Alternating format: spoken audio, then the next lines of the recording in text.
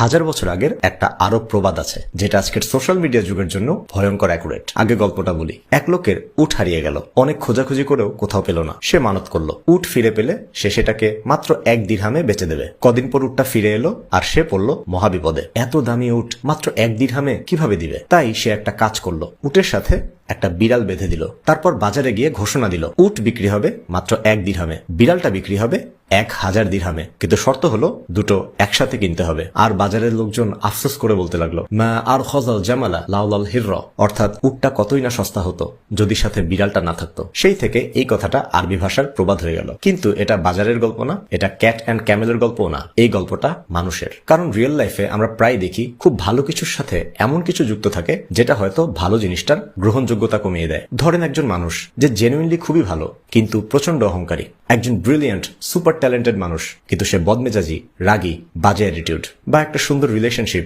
কিন্তু সেখানে একজন প্রচন্ড টক্সিক, অথবা আপনি নিজে একজন ডিসেন্ট মানুষ কিন্তু আপনার চারপাশের মানুষগুলো প্রশ্নবিদ্ধ।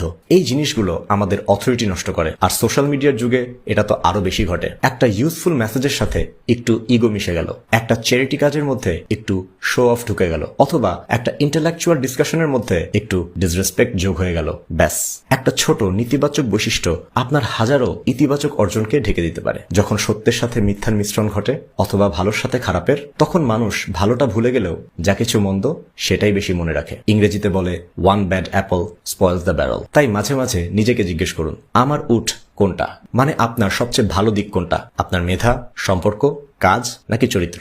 আর সেই উটের রশিতে কোনো বিড়াল বাঁধা আছে কিনা, অর্থাৎ কোন একটা অভ্যাস, কোন একটা মানুষ, কোন একটা স্বভাব যেটা আপনার অর্জনকে ছোট করে দিচ্ছে। পৃথিবীর সবচেয়ে কঠিন কাজ এটাই, নিজের খারাপ দিকটা খোঁজা, নিজের ভুলগুলোকে বোঝা। কারণ আমরা সাধারণত অন্যের দোষগুলোই আগে দেখি। তাই নিজের উটের সাথে বাঁধা সেই বিড়ালটাকে চেনা আর সেটাকে রশি থেকে খুলে দেওয়াই আপনার জীবনের সবচেয়ে গুরুত্বপূর্ণ কাজ।